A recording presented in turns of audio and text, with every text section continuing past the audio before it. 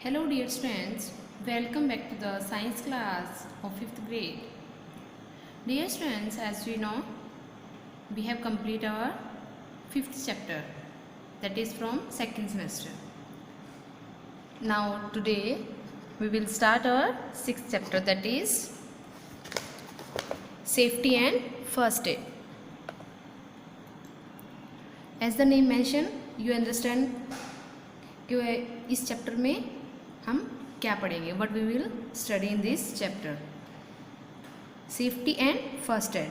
जब हमें चोट लग जाती है तो हम अचानक से डॉक्टर के पास तो नहीं जा सकते एकदम, तो सबसे पहले जो हम ट्रीटमेंट करते हैं कुछ भी उसको क्योर करने के लिए, उसको बचाने के लिए, तो वो क्या कहलाता है? First add. Let's start. Accidents are caused by carelessness and are usually preventable. Most accidents can be avoided by following certain basic rules of safety. Accidents हमारी केयरलेसनेस की वजह से होते हैं। हम किसी चीज़ को अगर ध्यान से नहीं करते तो एक्सीडेंट हो जाता है। तो रोड पर चलते हुए हमें सभी चीज़ का ध्यान रखना चाहिए, हमें सेफ्टी रूल्स को फॉलो करना चाहिए, तो हम एक्सीडेंट से बच सकते हैं। फर्स्ट टॉपिक है first aid. In spite of all the care being taken to avoid accidents, they still occur. हम कितना भी हम अपनी केयर कर लें, अगर एक्सीडेंट होना होता है तो वो होता ही है। Often patients suffering from serious injuries are saved because of the immediate help they receive before they can be taken to a hospital. This on the spot immediate medical help is called first aid. जैसे मैंने अभी बताया आपको कि अगर हमें किसी को चोट लग जाती है तो हमें सडनली हम हॉस्पिटल में नहीं जा सकते, तो हम सबसे पहले जो भी मेडिकल हेल्प कर सकते हैं उसको क्या बोलते हैं? First aid. Very often we suffer minor injuries at home which do not need specialist medical attention. These can be treated at home if we have knowledge of first aid. अगर हमें घर पर थोड़ी बहुत चोट लग जाती है तो उसमें ज़रूरी नहीं है कि हमें हॉस्पिटल जाना ज़रूरी होता है या डॉक्टर के पास जाना ज़रूरी है। छोटी सी इंजरी को हम घर पर ही ठीक कर सकते हैं अगर हमें फर्स्ट एड की नॉलेज होगी। तो हम क्या क्या कर सकते हैं, ये क्या क्या होता है, आगे हम पूरे चैप्टर में पढ़ेंगे। First aid for Burns. अगर हमें कहीं जल जाता है, बर्न्स जल जाता है, तो हमें क्या यूज़ करना चाहिए, हमारी फर्स्ट एड क्या होना चाहिए? A burn is an injury caused by exposure to heat और flame. In case of a burn we should take the following first aid steps. अगर हमें जल जाता है, जलता कैसे, बर्न कैसे होता है? किसी हीट से, हीट और फ्लेम से। कोई आग जल रही है, अगर हमें उस पर हाथ लगा देते तो हम जल जाते हैं, ये कोई भी हमारा हो सकता है। तो इसके लिए हमें फॉलोइंग स्टेप्स को फॉलो करना चाहिए। इन केस ऑफ माइनर बर्न्स, अगर हमें थोड़ा बहुत जल जाता है उसके लिए क्या करना चाहिए? Put the burned area under cold running water till the pain subsides. If Dove is available in the refrigerator then put a thick layer of Dove on the affected area. It will help in cooling down the burning sensation. अगर हमें थोड़ा बहुत घर पे जल जाता है तो हमें क्या करना चाहिए? ठंडे पानी के नीचे हमने उस पार्ट्स को डाल देना चाहिए। जैसे हमारे हाथ, अगर हमारा हाथ जल जाता है थोड़ा बहुत, तो हमें टैप ऑन करके उसके नीचे हमें अपना हाथ रख लेना है। अदरवाइज़ हमारे घर पे जो डफ होता है, डफ क्या होता है? गुना हुआ जो आटा होता है ना, जिससे हम रोटी बनाते हैं, अगर वो हमें फ्रिज में रखा हो तो हमने क्या करना है? उसको एक थिक लेयर ले लेनी है और बर्न एरिया पे लगा देनी है। सेकंड है apply an antiseptic lotion to avoid infection and facilitate healing. अगर हमारे पास कोई एंटीसेप्टिक लोशन पड़ा हुआ है तो हमें सडनली उसको अप्लाई कर लेना चाहिए। अगर नहीं है तो हमें क्या करना चाहिए? आटा, जो गुना हुआ आटा होता है, उसको लगा लेना चाहिए उस एरिया पे। In case of severe burn, अगर हमें ज़्यादा जल जाता है, severe burns can cause blisters which we should not touch और pricks. On pricking blisters, they become open wound and can catch infection easily. इसमें क्या है, ज़्यादा जलने पे हमारे क्या हो जाते हैं, छाले छाले टाइप के पड़ जाते हैं ना, हम उसको छू भी नहीं सकते, उसको हमें छूना भी नहीं चाहिए, टच भी नहीं करना चाहिए, क्योंकि क्या होता है कि जो हमारा वो एरिया होता है उसमें अगर हम हाथ लगा रहे हैं उसको, अगर हम छालों के ऊपर हाथ लगा रहे हैं तो इन्फेक्शन जल्दी कैच कर लेता है और ज़्यादा प्रॉब्लम क्रिएट होती है उससे। कई बार क्या होता है, हमारा छाला फूट जाता है और क्या होता है उससे ज़्यादा जल्दी इन्फेक्शन कैच हो जाती है और हम ज़्यादा पेन भी फील करते हैं। नेक्स्ट है apply a layer of antiseptic lotion और a paste of baking soda and water on the blister and cover them with a sterilize cloth dip in a antiseptic lotion. Second हम क्या कर सकते हैं, ज़्यादा जलने पर या तो एंटीसेप्टिक लोशन लगा लो या फिर एक पेस्ट बना लो, बेकिंग सोडा होता है, बेकिंग सोडा के साथ वाटर को मिक्स करके उसके ऊपर एक लेयर बना के कवर कर लो। कवर किससे करना है उसको, फिर एंटीसेप्टिक लोशन में उसको डिप करके किसी कपड़े को, जैसे हैंकी वगैरह है, उसको फिर उसके ऊपर लगा लेते हैं, तो उससे क्या होता है हमें रिलीफ भी मिलता है और जो हमारे ब्लिस्टर्स होते हैं वो कम होने स्टार्ट हो जाते हैं। थर्ड है severe burns should only be treated by a doctor. अगर हमें ज़्यादा जल जाता है तो हमें एक फर्स्ट एड हम घर पे यूज़ कर सकते हैं, बट हमें डॉक्टर के पास जाना ज़रूरी है उस टाइम, क्योंकि अगर ज़्यादा इन्फेक्शन हो जाए तो बॉडी में और प्रॉब्लम्स क्रिएट हो जाती हैं। इन केस ऑफ केमिकल बर्न, अगर केमिकल से बर्न हो रहा है, कोई भी केमिकल है उसके अगर हम जल जाए अगर हमारे बॉडी पार्ट्स कोई भी, तो उसमें क्या करना चाहिए, chemical Burns should be treated by a doctor only. इसमें हमें कोई फर्स्ट एड नहीं यूज़ करनी चाहिए ज़्यादा, डायरेक्ट हमें इमीडिएटली डॉक्टर के पास कंसल्ट करना चाहिए, डॉक्टर के पास जाना चाहिए। Before the arrival of a doctor clean the affected area with plenty of water and keep the area covered by a clean cloth. हमें बस जस्ट ये करना है, अगर केमिकल से बर्न हो रहा है हमें उसको फ्रेश वाटर के साथ, क्लीन वाटर के साथ उसको वॉश करना है उस एरिया को, और उसको क्लीन क्लॉथ्स के साथ, साफ कपड़े के साथ कवर करके डायरेक्ट हमें डॉक्टर के पास जाना चाहिए। नेक्स्ट है first add for cuts and scratches. अगर हमें कोई कट लग जाए, जैसे ब्लेड के साथ या कोई भी जैसे नुकीली चीज़ होती है ना, जैसे चाकू है, नाइफ है और सीज़र है, या किसी भी चीज़ के साथ हमें स्क्रैच पड़ जाए या कट जाए, तो हमें फर्स्ट एड क्या यूज़ करने चाहिए। इन case of cuts and scratch adopt the following first aid steps.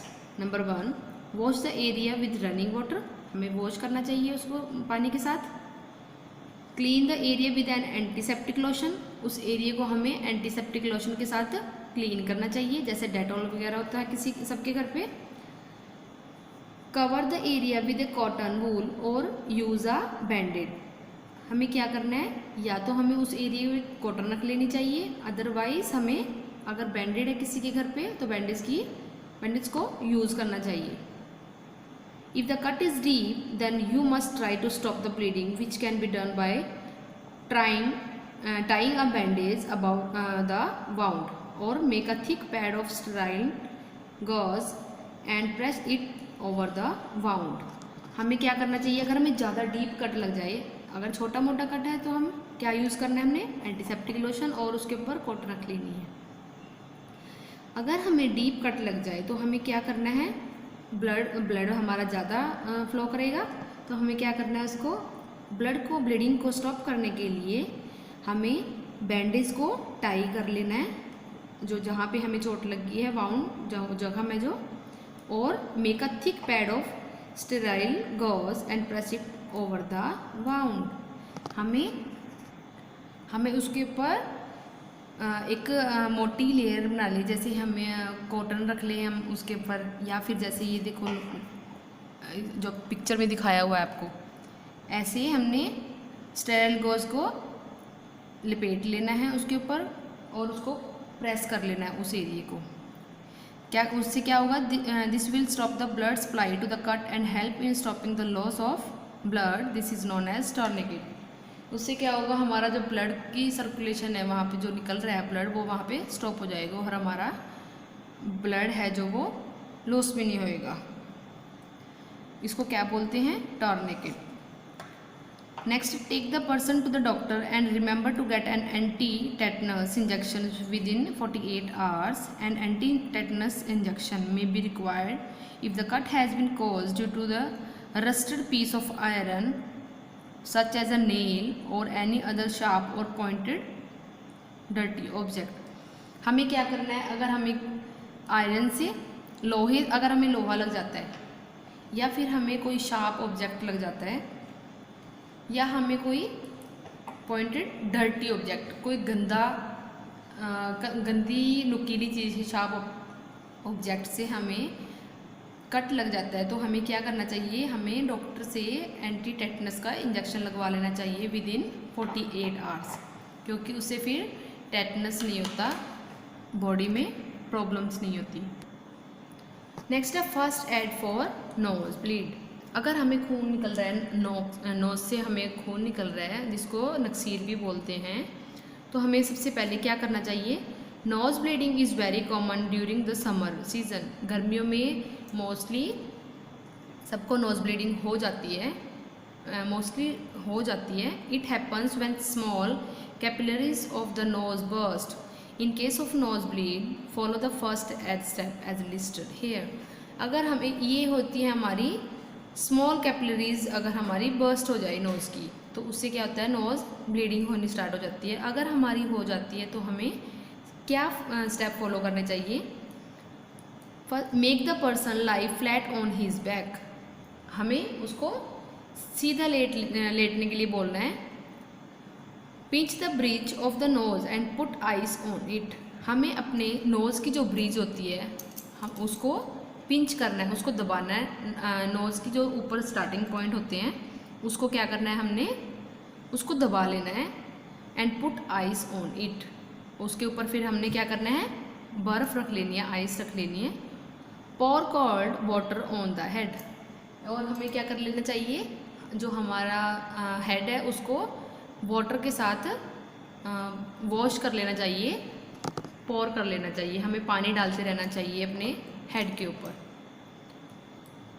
Next है फर्स्ट एड फॉर फ्रैक्चर्स। अगर हमें फ्रैक्चर हो जाता है तो सबसे पहले हमने क्या करना है, अ क्रैक और a break in a bone is known as a fracture. अगर हमारी बोन्स में क्रैक हो जाता है या फिर ब्रेक हो जाती है, टूट जाती है हमारी कोई भी बोन, तो उसको क्या बोलते हैं, fracture. In case of fracture follow the first aid step as listed here.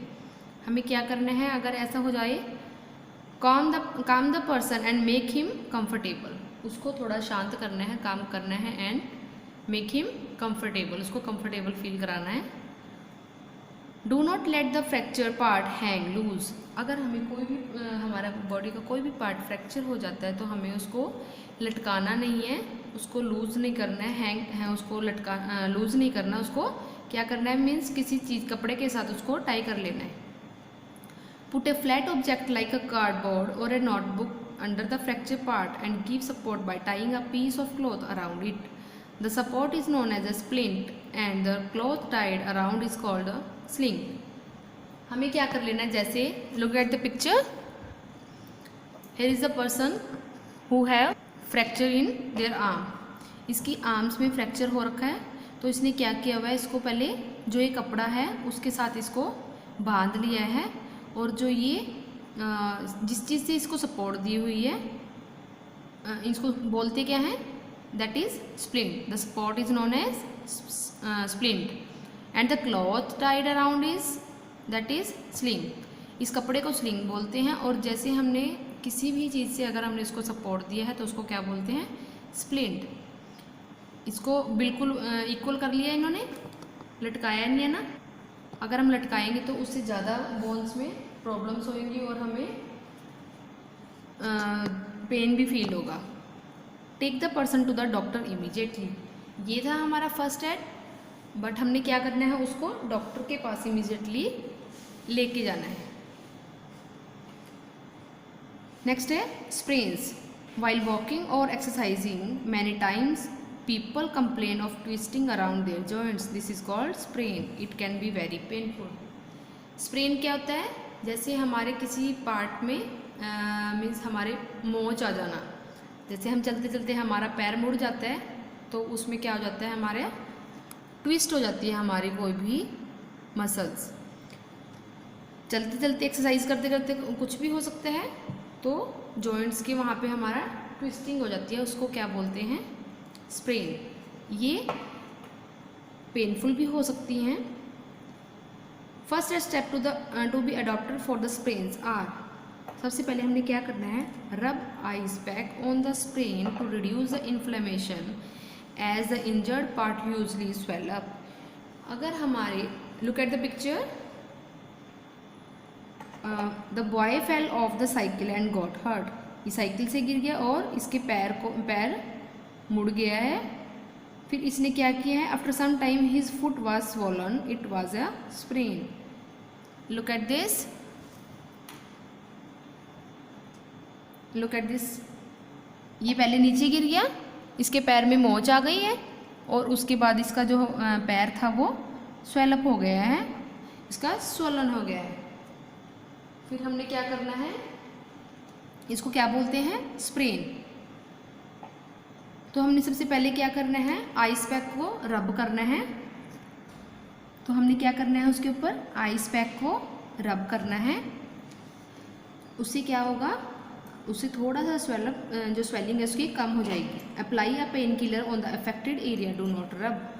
हमने क्या करना है, अगर हमारे पास कोई पेन किलर पड़ी हुई है तो हमने उसको उसके ऊपर अफेक्टेड एरिया के ऊपर लगा लेना है, अप्लाई करना है, रब नहीं करना।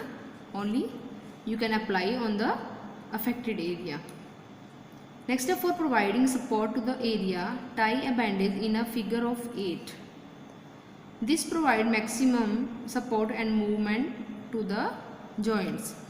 फिर हमने क्या करना है, उस एरिया को हमने टाई कर लेना है किसी कपड़े के साथ या किसी चीज़ के साथ और सपोर्ट देना है उसको मैक्सिमम, और उससे क्या होएगा, जो उसकी जॉइंट्स की मूवमेंट है वो कम हो जाएगी।